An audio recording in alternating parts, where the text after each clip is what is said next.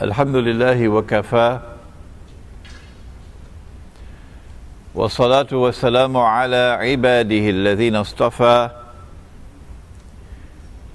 khususan ala afdalihim wa khatamin nabiyyin Muhammadin al-amin wa ala alihi wa sahbihi ajma'in wa ba'd. Brother Chairman, respected members of the Management Committee, and brothers and sisters, Assalamu alaikum wa rahmatullahi wa barakatuh.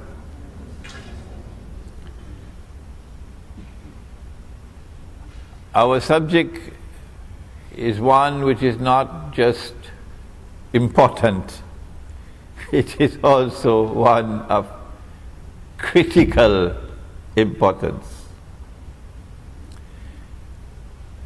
There are those who consider their supreme objective in life and their supreme loyalty to be holding on to their job and getting their promotion.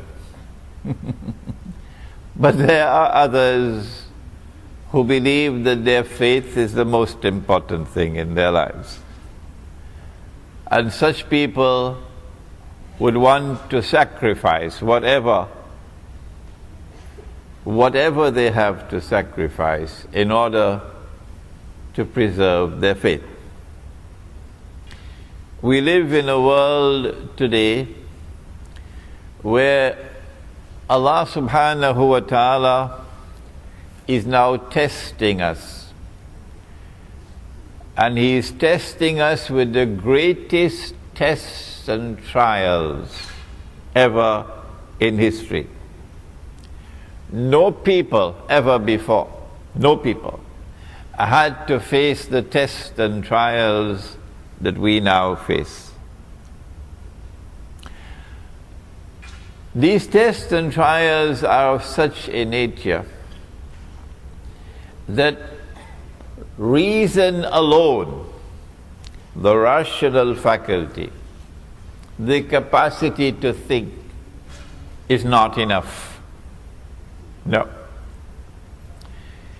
We have to be a people who see with two eyes in order to be able to see and recognize the world today. But most people see with only one eye. They see with only the external eye. They are internally blind. They may have a PhD from MIT, but yet they are internally blind. The heart can see, but they don't teach that at universities now. The heart can see what these eyes cannot see. The heart can penetrate beyond the external appearance to reach the internal reality of things. But that would be possible only when there is faith in the heart. And when there is faith or iman in the heart, then Allah puts into the heart Noor. You cannot buy that Noor in the stock market. It's not on sale. The government of Malaysia cannot give you that Noor. No. Only Allah gives that Noor. And when Allah puts Noor in the heart, then with these two eyes, the external and the internal, we will be able to read the world today correctly. Otherwise, we can be deceived, For example, those who see with one eye, they say we live in the best of all worlds. This is the best world ever. There has never been a better world than this. In this age, for example, we have electricity. Yesterday, they used the oil lamp. In this age, we have the motor car.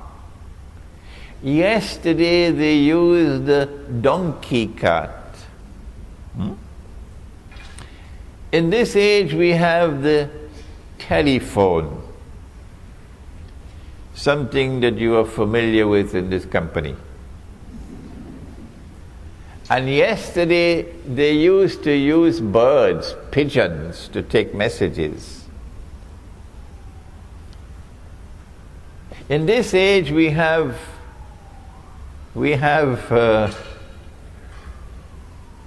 the toilets in the home, because we have sewage systems. And yesterday, you had to go outside of the home. And so the evidence keeps on mounting. Who wants to go back to yesterday? This is the best of all worlds. Those, on the other hand, who see with two eyes, they say, but wait a minute. Can this be the best of all worlds? When those who are ruling the world and getting all of mankind to become carbon copies of themselves, that anything they do, they make all of mankind follow them.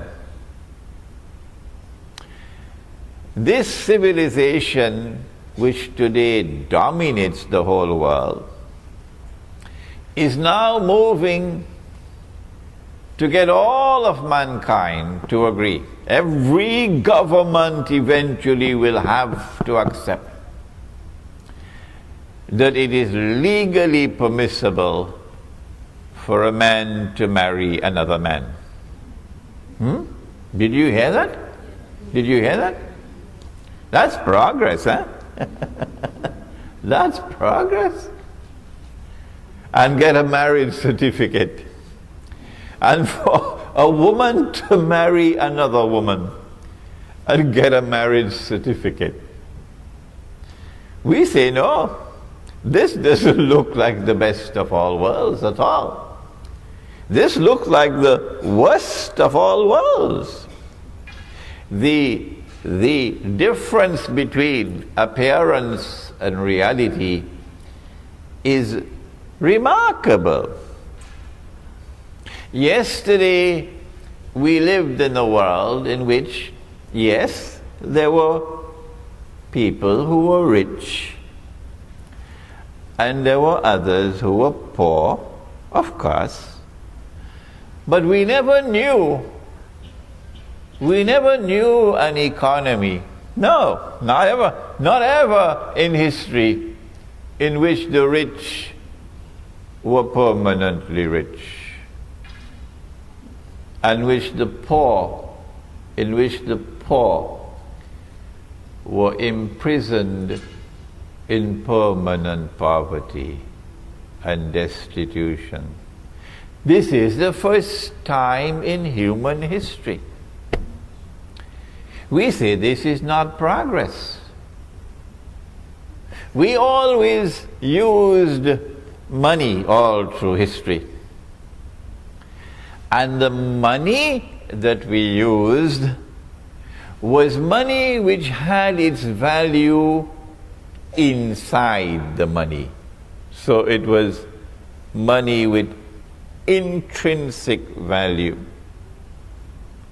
So if somebody wanted to rob you, they had to come at you and take the money from you by fighting you. Huh? That's the only way they could take your money. But now we live in a world in which they can rob us, take away our wealth, without ever having to put their hands in our pockets. Yes? And they have reduced Indonesia today to slavery. And they have reduced Bangladesh to slavery. And Egypt to slavery. It is not by accident that Indonesia is so poor today. If you believe that Indonesia is poor because the Indonesians don't work, then you should buy a one-way ticket to the moon and go and stay there. You don't belong to here. No. There is a monetary system in the world today, and I know that subject because I have studied international monetary economics at 2 universities. I know the subject. We have a system of money in the world today which is being used to rip off mankind, as a consequence of which one part of the world today is in slavery and another part of the world are the slave masters. Welcome, brothers and sisters, sons and daughters, to our subject of signs of the last day. No one knows when the world is going to end. Not even your CEO of this company. Nobody knows. When the world comes to an end, it will happen suddenly.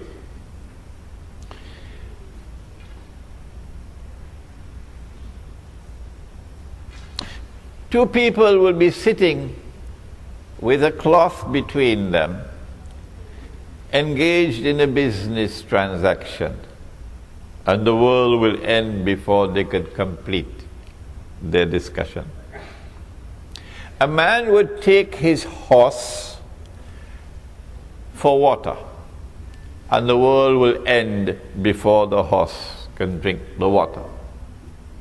Someone will take a seed of durian to eat the durian. My wife loves durian. She's somewhere in the back there.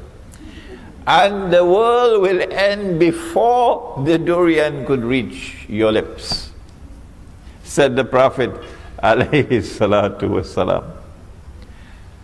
When that end of the world comes, it will be sudden. And then you see the mountains like pieces of cotton wool. And then you see the graves of people and their bodies being pitched out of the graves. And then there will be a transformation of the entire world into something which is new. So if this is a world of space and of time, that would be something which would be different. But we are not concerned with the end of the world. No. We are concerned with an age which will come before the end of the world. And we have chosen to call this the end of history. That in this end of history, truth must triumph over all rivals. Justice must prevail in the world. the Security Council of the United Nations, that bunch of crooks could do what they want. Governments could stamp their feet and jump however they want. But justice will prevail in the world, and the oppressor will bite the dust at the end of history. This is there in the Quran, where Allah says, بعد أعوذ بالله من الشيطان الرجيم هو الذي أرسل رسوله بالهدى ودين الحق. He it is who has sent his messenger with guidance. This is guidance, not the stuff you get in the New Straits Times. This is guidance, the Quran.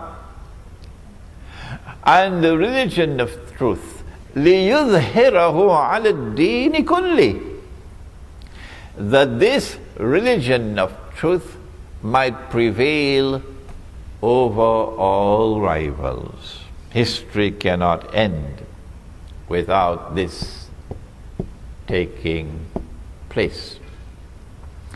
However, there is going to be an age which will precede that end of history, culminate with that end of history.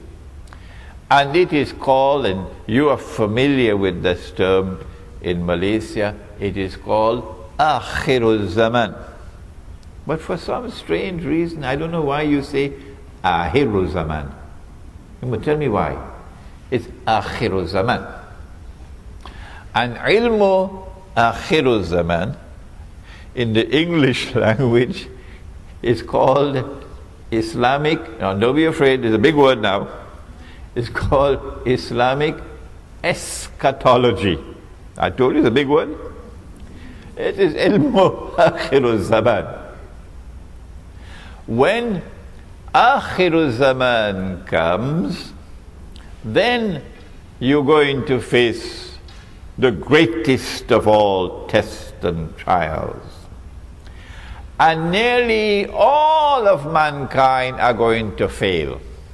Very few will pass this test. And all those who fail will go into the hellfire, Jahannam. But Allah's Messenger said that there will be some signs by which you can recognize that you are living in Akhirul Zaman. And that is the topic of our lecture this afternoon. Nabi Muhammad alayhi salatu wasalam had performed the Hajj, and revelation came down announcing, this day have I perfected for you your religion, completed my favor unto you. And then he left Mecca and returned to Medina. And now there are only about 81 days left in his blessed life. It is at this time that the angel came. The angel came in the form of a human being. The angel came into the masjid, Jibreel alayhi salam. And the angel asked 5 questions. And of course, you're all familiar with the 5 questions. What is Islam? What is Iman? What is Ihsan? When will the last hour come? And what are the signs of the last hour? He gave 2 signs, and I want to share them with you today.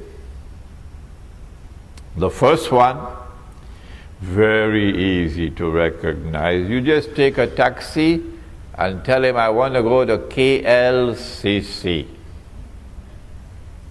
And you'll see it.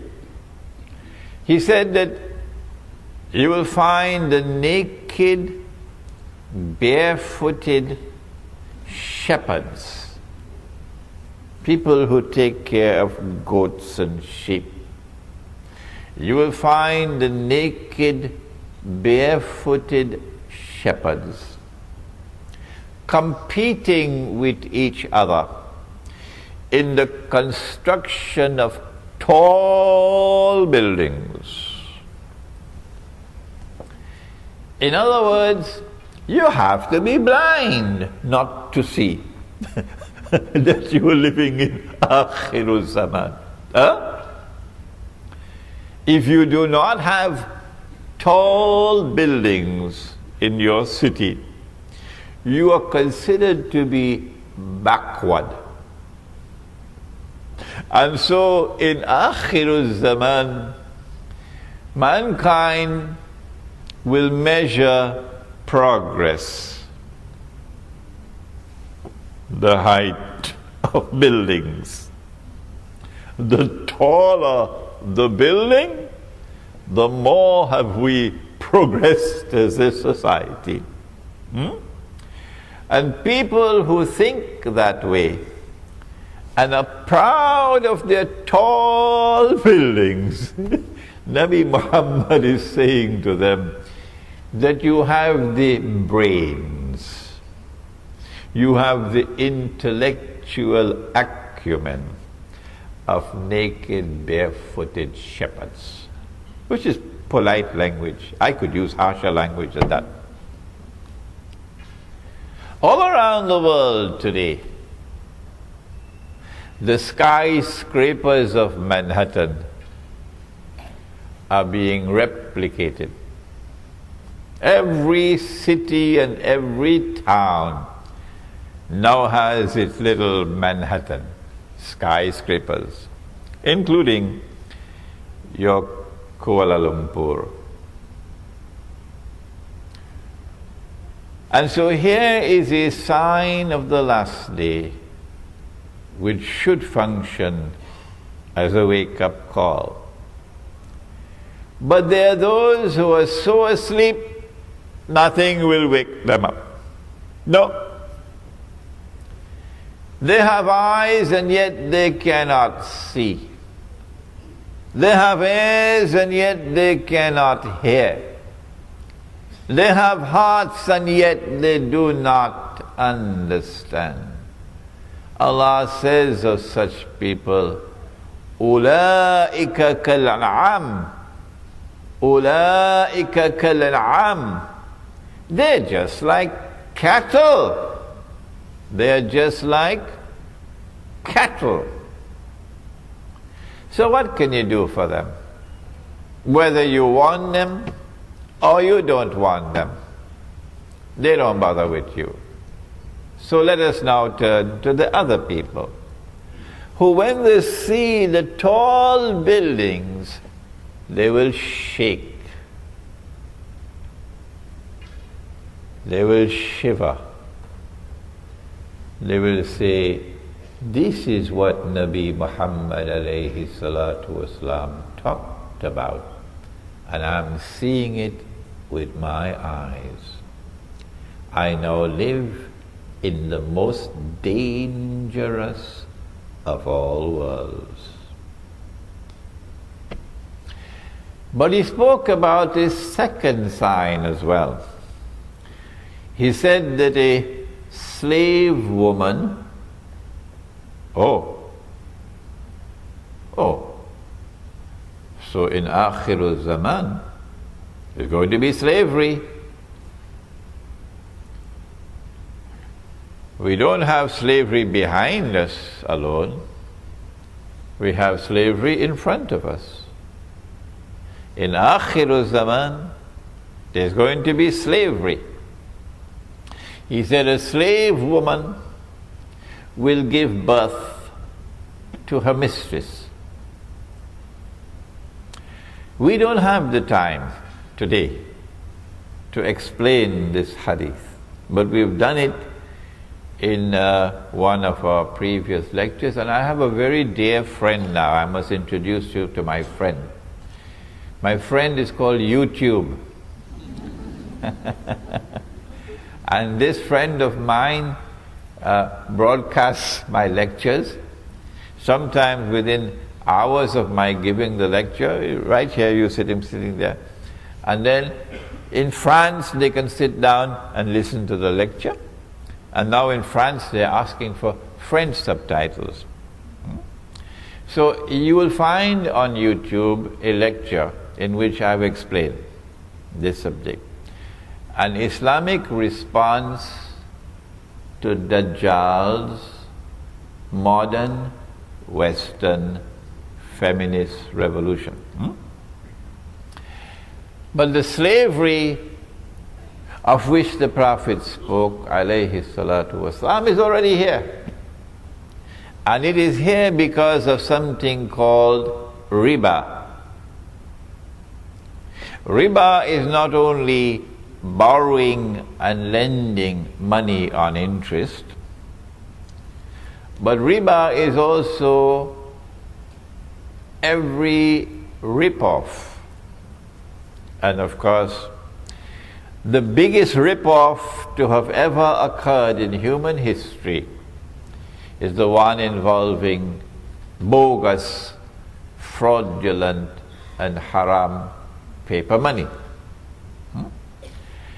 And the money which is coming now, because paper money is on its way out, the US dollar, when last I heard about it, is in a special part of a hospital called ICU. You heard about ICU? In fact, I believe the US dollar is already dead, but they have a life support machine keeping it alive. And it will only be a matter of time before the US dollar is demonetized, meaning you cannot use the US dollar in the United States for buying and for selling. No, you can use it as wallpaper. And then they will replace the US dollar with some other currency, maybe a coin, which will be worth 5 cents to the dollar. Of course, China is going to be very angry with that, because the Chinese have a whole pile of US dollars. And the Saudis are going to be very angry. They have a whole pile of US dollars. So now you lose 95% of your wealth. But what is replacing paper money now is something even worse. It is money you cannot see. It is money you cannot touch. It is electronic money. And you make this money by simply typing it in and typing it out. So whoever controls the banking system around the world controls the world. We are heading towards a financial Guantanamo. This is slavery, economic slavery. And it has already come to the world, and now the noose is tightening around the neck. Who is doing it? I now want to introduce you to the most important part of this subject. And that's all I can do today, introduce you. You want me to teach the subject? You have to read my books. If you read Jerusalem in the Quran, which I wrote 10 years ago, and this cover design was done right here in Malaysia, this book will introduce you to the subject of Akhirul Zaman. And we also have the book in Bahasa, but we only have about 20 copies today. The companions of the Prophet ﷺ were sitting talking amongst themselves when he came and he asked, "What are you talking about?" And they said, "We are talking about Alamatus Sa'ah, the signs of the last day." And then he said, and this hadith is in Sahih Bukhari, it is in Sahih Muslim, He said the last day would not come until, and he mentioned 10 signs. 10 signs. The 10 were not given in the order in which they will occur. We do not know that order. So we're giving you the 10 in a random way. Number 1, Dajjal. Number 2, Ya'juj and Ma'juj, or Gog and Magog. And this is the last book that I have written, an Islamic view of Gog and Magog in the modern world. Number 3, the return of the son of Mary, Nabi Isa alayhi salam. Number 4, Dukhan, smoke.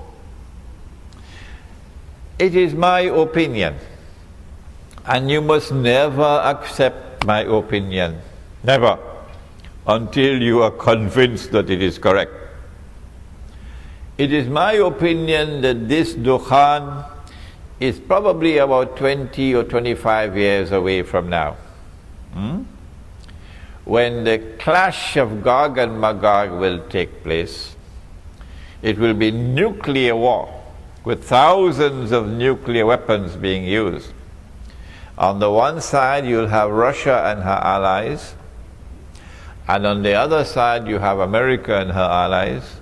The Gog and Magog clash will take place, with all these thousands of nuclear weapons being used. And it is, you know, a nuclear bomb produces a mushroom cloud. So can you imagine what's going to happen when thousands of nuclear weapons are used? There is a verse in the Quran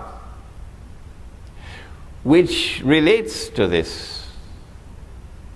In Surah Al-Isra, which is also known as Surah Bani Israel. I think that my lecture is a little bit boring because some people are falling asleep. If you see anybody sleeping, wake them up. Allah subhanahu wa ta'ala says, listen to the verse, بَعْدَ أَعُوذُ بِاللَّهِ مِنَ الشَّيْطَانِ الرَّجِيمِ وَإِن مِّن قَرْيَةٍ إِلَّا نَحْنُ مُهْلِكُوهَا قَبْلَ يَوْمِ الْقِيَامَةِ أَوْ مُعَذِّبُوهَا عَذَابًا شَدِيدًا كَانَ ذَلِكَ فِي الْكِتَابِ مَسْطُورًا.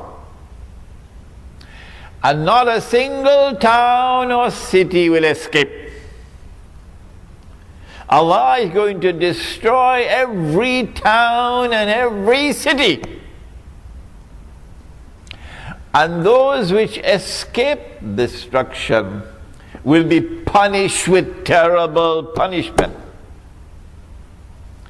And my opinion is that you got about 20-25 years left. Of course, I can be wrong. When that clash takes place of Gog and Magog, that's it. The only ones who will survive would be those who are in the remote countryside. And you know that you are in the remote countryside when you cannot use a cell phone. So that is number 4, Dukhan, smoke. Number 5, Dabbatul Ard, a beast or a creature of the Ard. Ard can mean earth, Ard can mean the material universe, Ard can mean land, Ard can mean territory. In the context in which this appears, my opinion is that it refers to Al-Ardul Muqaddasa, the Holy Land. That a beast will appear in the Holy Land. The Quran tells us about that beast. And you know, the punctuation in the Quran did not come from Allah. No. The Prophet ﷺ would would recite the ayah and the scribes would write it down. But when they wrote it down, they didn't put in punctuation. So this is one word which can have two possible meanings. That the beast would tukallimuhum, speak to them, or taklimuhum, wound them. My understanding is the second meaning is more appropriate. And so I have come to the conclusion that this state of Israel today is the beast of the earth. But Allah knows best. Number 6, that the sun would rise from the west. My methodology of study is that the Quran is the only supreme authentic authority in Islam. And no hadith has absolute authenticity. And therefore the Quran sits in judgment over the hadith. Hadith cannot change the Quran. No. The Quran tells us that the sun rises from the east. I believe it does in KL, does it? From the east? Right, good. And the sun sets in the west. The Quran tells us that. And the Quran also tells us, La tabdila li khalqillah, that Allah's creation does not change. Therefore, I have come to the conclusion that the sun cannot physically rise from the west. No, because that would be in conflict with the Quran. But you would be surprised at the number of emails I'm getting from all over the world. Sheikh, there's something called reverse magnetic theory or something like that or the other. And the sun is actually going to rise from the west. Oh, they're not giving me any peace at all. Therefore, I have to understand the sun rising from the west to be something which is symbolic. There is going to be a false sunrise. That false sunrise will come from the west. It is not the true sunrise. This false sunrise wants to replace the true sunrise. And so I have perceived that false sunrise to be modern Western secular civilization. But this is my opinion. Do not accept my opinion unless you are convinced that it is correct. Number 7, 8, and 9.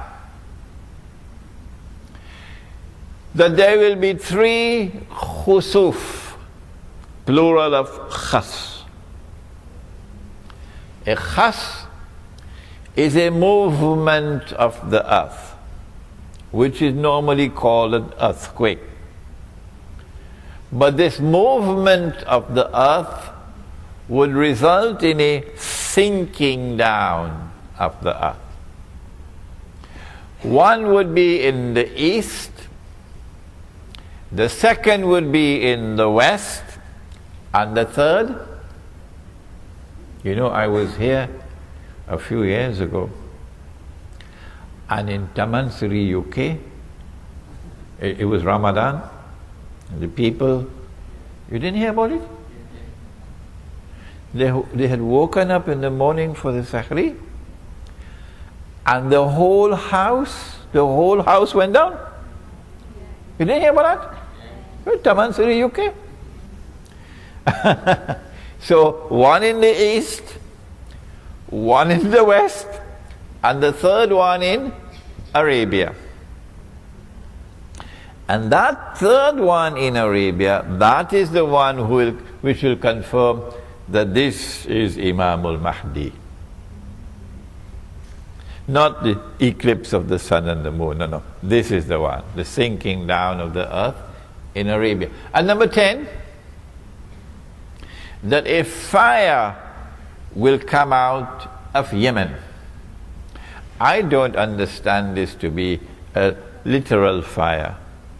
I understand this to be a revolutionary fire. You remember 1990? Some of you may have been born already. 1990, huh? When Saddam Hussein sent his troops into Kuwait, huh? And took over Kuwait. Remember? Oh my! You should have seen the Malay people. They were all celebrating. Yes, the Malay were very happy.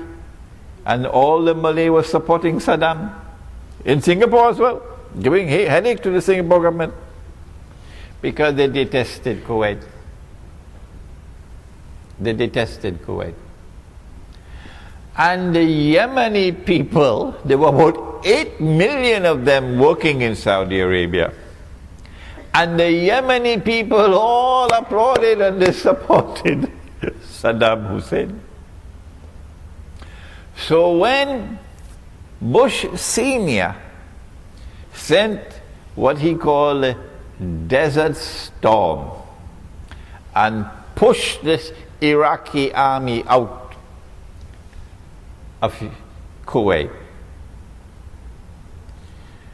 Saudi Arabia then retaliated against those 8 million Yemenis and threw them out of the country. So the heart of Yemen is anti-systemic. The heart of Yemen despises the oppressor. And this is why the Prophet said, Allahumma barik lana fi shamina wa yamanina. O Allah, grant blessings for us in our Sham, Syria, and our Yemen. I wish he had included Indonesia as well. And so a fire will come out of Yemen and drive mankind to their place of assembly, which is Arafat. And so that spells goodbye to Saudi Arabia. These are the 10 major signs of the last day. And I don't have the time now. Each one of these will take some time to explain, each one of these. I'm writing a book on Dajjal now, and I hope I can complete that book while I'm here in Malaysia. I've already written this book on Gog and Magog. It's the only book in the market in the modern age, the only one. But you should now, because of today's lecture, and because you have been to KLCC, don't tell me you've not been to KLCC, and you've seen the tall buildings. Today's lecture is a wake-up call that you must study the subject of signs of the last day, and that you have to concentrate your study on the major signs, the 10 major signs. This book is entitled Signs of the Last Day in the Modern Age, and in this book there is a collection of essays dealing with this subject. Now, apart from the major signs, let me share with you some of the other signs and then we'll end, because you have to have your lunch. I don't know how tasty your lunch is going to be now, but I have to tell you. He said, sallallahu ta'ala alayhi wa sallam, he said, in the last age, women will dress like men. I hope you don't get angry with me. Women will dress like men. So you will see her in a jacket, cut masculine style jacket. And you will see her wearing trousers. And I have seen her with a tie in McDonald's, the tie. And this is the working woman's clothes. When you see that, tears should come in your eyes. That 1400 years ago, our prophet, in the desert of Arabia, he said that this will happen. Why is she dressed like a man?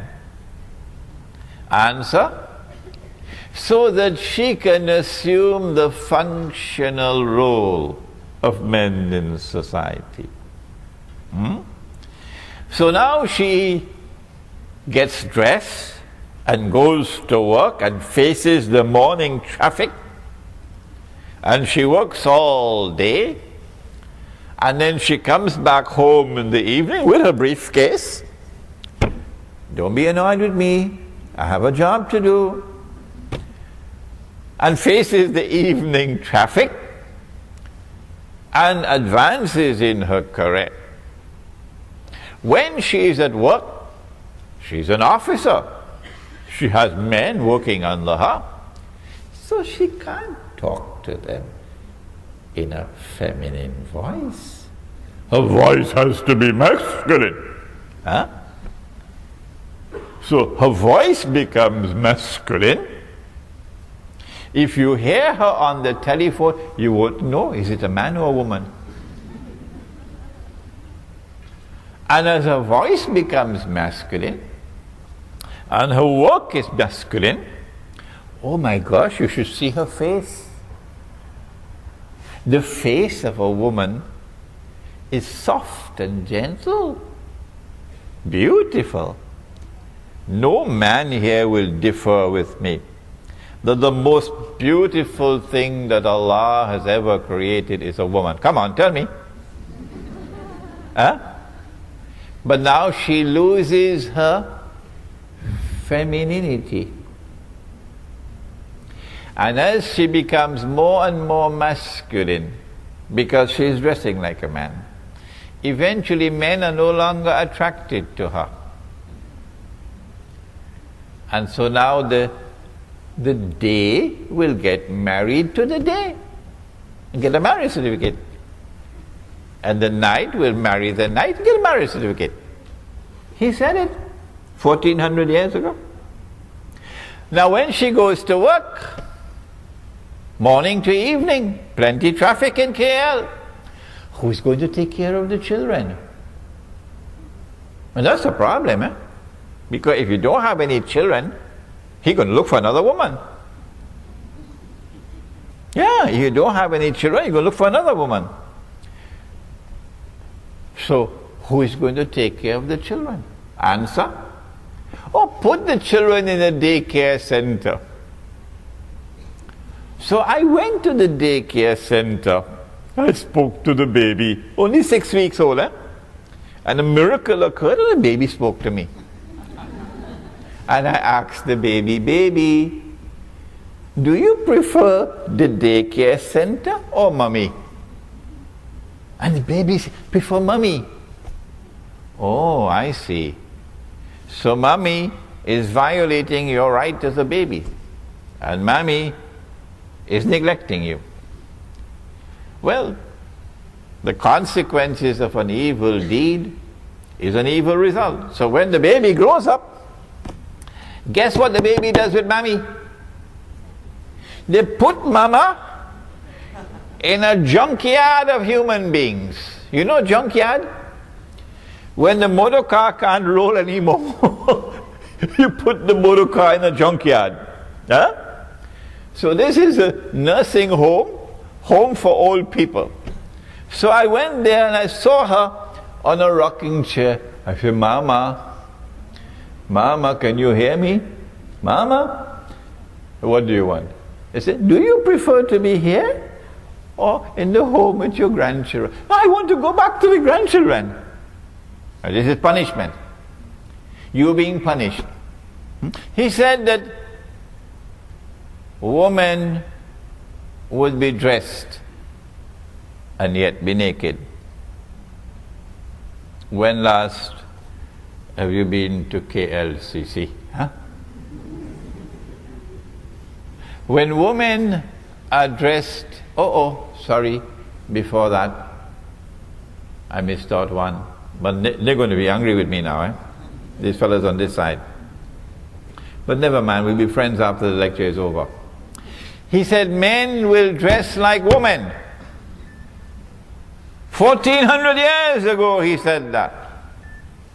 Why would a man dress like woman? Why? Because he wants to assume the functional role of woman. You see? So when the two of them get married, the two men, one will be the dominant partner and the other would be the woman. If a man wants to dress as a woman, what is the first thing he has to do? I wish I had the time to wait for answers, but I don't have the time. Remember, don't be angry with me. I have a job to do. If a man wants to dress as a woman, the first thing he has to do is to shave off his beard. It is not by accident that every civilization in human history had the beard until the sun rose from the west. And modern secular Western civilization shaved off the beard, and guess what the rest of men in the world did? So if he wants to marry you, tell him, put on his beard first. Grow your beard first, otherwise no marriage. Now then, he said that woman would be dressed and yet be naked. This is dynamite. Yes, this is going to cause explosions. Why? Because the woman is attractive. You know, when Allah's messenger built the masjid, you know he put the men at the front. And you know he put the women at the back. You know that, of course. And you know he said that when women go down in sajda, they must remain in sajda longer than the men. You know that. No? Nobody ever told you? Yes. When women go down in sajda, in salat, they must remain in sajda longer than the men. This is a command of the Prophet. Alayhi salatu wasalam. Why? He said some of the men may not have enough cloth to cover themselves. And if a woman were to raise her head too quickly, it would be an unwelcome sight. So he put the men at the front and the women at the back and told the women to remain longer in sajda. Why did he not put the woman in the front and the men at the back? Answer: no man would be able to pray. No, you can't concentrate on prayer when you have women in front of you. Because women are beautiful. Women are desirable. And if there's a man who does not have desire for women, something is wrong with him. Give him a one-way ticket to the moon. So when women start to take off their clothing, you're heading for trouble. Yes. And he said women will be dressed and yet be naked. You're playing with fire.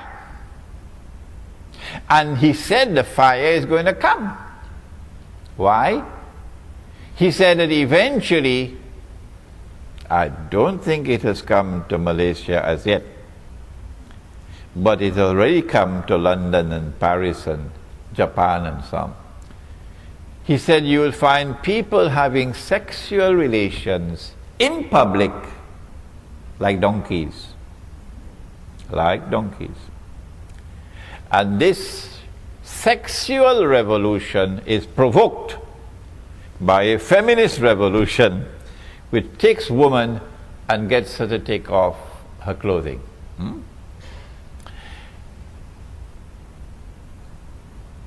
I could go on for another 1 hour or more, giving you sign after sign of what he spoke about, the last age. But I think I want to now conclude by suggesting to you, how can we survive in this modern age with faith intact? When you have studied the subject, then you can argue with me. Yes, but when you've not studied the subject, don't argue with me. Now, having studied the subject, and I am today, by Allah's kindness and grace, one of the people in the world of Islam who is teaching the subject of Islamic eschatology. Having studied the subject, I have come to the conclusion that you cannot escape shirk, you call it shirk, while living in society. And this is the one sin that Allah will not forgive. No. You cannot escape riba while living in the modern world. No. And Allah declares war in the Quran. And the Prophet ﷺ has cursed all four. And he has said that they are all equally guilty. The one who takes riba, the one who gives riba, the one who records the transaction, and the two witnesses, they're all equally guilty. And if you have the curse of the Prophet upon you, you're entering into the hellfire. I have come to the conclusion after studying the subject of riba, and incidentally there's a flyer at the back for a conference taking place in KL, in PWTC on July 26th and 27th that you might want to attend. I am one of the speakers on riba, responding to riba. I have come to the conclusion that you cannot survive with faith intact while living as a part of this system. And therefore I have been suggesting that we retreat to the remote countryside and we build micro communities which are free from oppression. So you're not going to employ an Indonesian maid. She is the last to sleep at night. She is my daughter. She is your daughter. She is my sister. She is your sister. She is the last to sleep at night. She is the first to wake in the morning. She works all day long. She gets no holidays. She is abused. She is exploited. In Singapore, she has to cook pork, lahmul khinzir. She has to do other things we can't talk about. And at the end of the month, she's paid the salary or the wage of a slave. Come on, Lee Kuan Yew. Is there any Singaporean woman who would work for $300 a month? Shame on you, Singapore. Shame on you, wherever in the world you pay a maid the wage of a slave. How do you know it's the wage of a slave? No Malaysian woman will work for that wage. No Malaysian laborer will work for that wage that you're paying the Bangladeshi and you're paying the Indonesian. So you are an oppressor and Allah will destroy you, Allah will destroy you, Allah will destroy you. So we will create our micro communities which will be free from oppression. Banks are not allowed. No. So no money lenders. And we're not going to use this paper money. The gold dinar and silver dirham is what you find in the Quran. So the gold dinar and silver dirham will be used as money.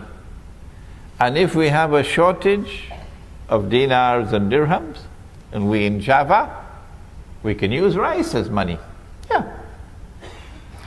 In that micro community, we try to live the way of life of Islam.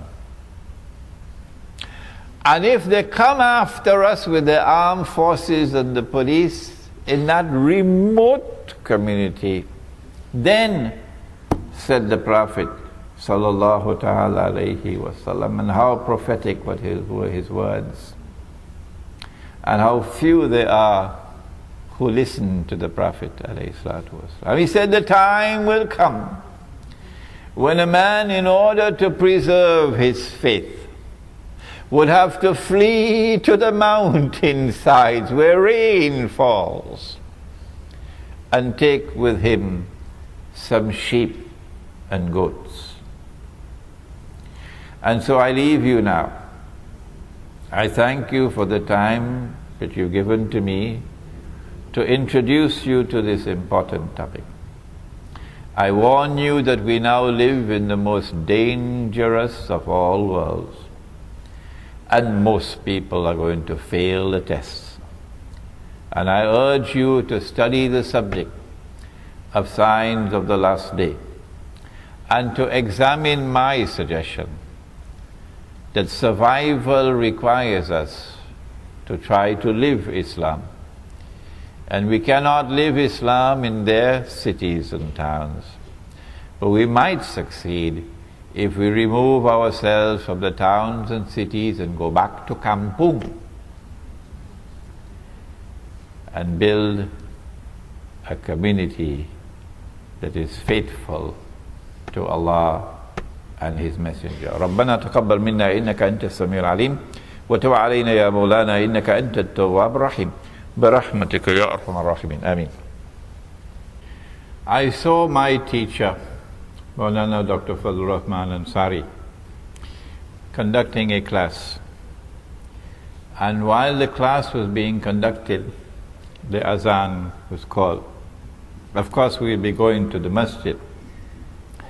When the azan started, I heard him say, Allahumma Jalla Jalalahu, and then continue with the class. So I followed his way. If anyone can show me that this is prohibited, then of course I will discontinue it. Okay, there's nothing that I know of in the Quran and nothing that I know of in the Ahadith with which to respond to your question. I therefore will give you my view. I believe that those who are in control of the world today, who want to rule the whole world and eventually deliver that rule to the state of Israel, so that tomorrow Israel will rule the world. And when Israel rules the world, then a man would stand up in Jerusalem and declare, I am the Messiah, Al-Masih. 1400 years ago, Nabi Muhammad alayhi salatu wasalam described that man to us. Said he'll be a Jew. He would be a young man. He'll be powerfully built. He'd have curly hair. I believe that that event is probably about 30 years away from now. That's how close we are. That man would be Dajjal. Dajjal. Because he says he is the Messiah, but no, he is not the Messiah. He is the false Messiah. And then Allah subhanahu wa ta'ala will send back the true Messiah. Nabi Isa alayhi salam will come down from the sky with his hands resting on the wings of two angels. And the true Messiah will then kill the false Messiah. And after that takes place the big Gog and Magog war, which will be the Dukhan. But in order for Israel to rule the world, Israel has to wage some big wars. The wars that Israel has so far waged are small wars. Israel has to attack Egypt so that the territory of the state of Israel can expand to incorporate the whole of the eastern delta of Egypt, from the river Nile to the Red Sea. Israel has to destroy Pakistan's nuclear plants and nuclear weapons, and Iran's nuclear plants. Break up Pakistan so that Pakistan can never rise again. Israel, in order to wage those wars and not appear to the world as an aggressor, is now maneuvering with the Arab uprisings. And the Arab uprisings are meant to lead to Islamic governments in Egypt, Islamic governments in Yemen, in Syria, so that Israel can claim that the Arabs are now threatening Israel, preparing to destroy Israel, and that Islam is rising as a menace to the world. And then Israel will be able to wage her wars and say, we were only defending ourselves. We were saving mankind from Islam. It is possible that all of the drum beating concerning 2012 is because they want to use 2012 for starting those big wars. So that in 2012, I can be wrong of course, in 2012 you will witness the attack on Pakistan to destroy the nuclear plants and nuclear weapons. I'll be surprised if it does not take place by 2012. And the attack on Egypt, etc. Because mankind is being prepared for it, so let's not disappoint them. There is a hadith which has been universally accepted all through our 1400 years of our history. There's only be a very, very, very, very insignificant number of scholars who have questioned this hadith. The overwhelming majority for 1400 years have accepted the hadith. That when you see the black flags coming from the direction of Khurasan, go and join that army. Even if you have to crawl over ice. It's 2 hadiths I'm joining now. 2. Go and join that army, even if you have to crawl over ice. Because no one will be able to stop that army until it reaches Jerusalem. Apart from my comment concerning the authenticity of the hadith, and that is that it has been universally accepted, except by a very few,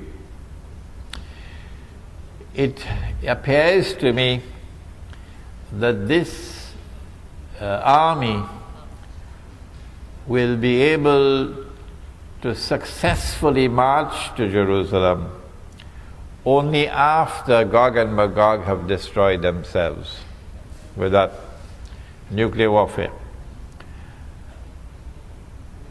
When that nuclear warfare takes place, if we have any scholars of physics and so on here, you can help me. But I have a suspicion. I'm not a scholar of physics.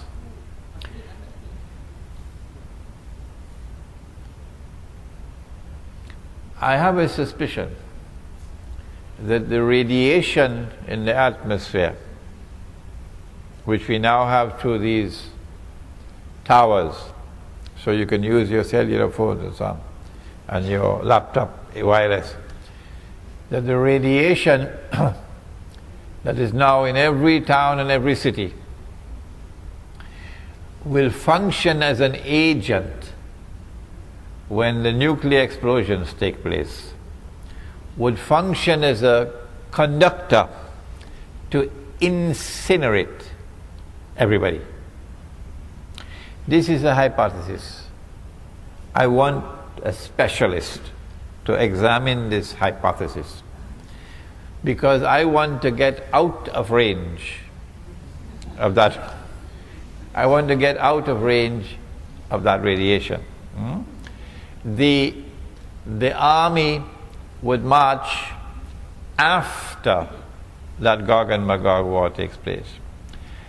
And since you will not be able to use any cruise missiles and electronic weapons, it's going to be horses once again. I expect that army to march in about 30 years from now.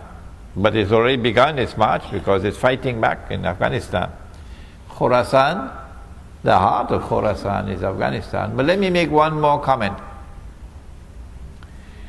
The Prophet said, alayhi salatu wasalam, that among the signs of the last day is that, listen carefully, one man would have to maintain 50 women. Please tell them he didn't say one man will have to marry 50 women. No, one man will have to maintain 50 women. 1400 years ago he said that. And I believe that is around the corner. The fulfillment of this hadith is around the corner. I believe that this hadith is telling us that there is going to be a calamitous decline in the birth of baby boys. Only baby girls are going to be born. Rare would be the birth of a baby boy. Why? Why? The medical doctors have explained to me that the sperm has male chromosomes and female chromosomes. And when the male chromosome fertilizes the egg, then baby boy is born. But when the male chromosome does not fertilize the egg, then the default is a baby girl. The radiation from cellular phone towers, from laptop computers, the radiation, he said, is damaging. Notice where the laptop sits on your lap. It is damaging male sperm production. It is weakening the male chromosome.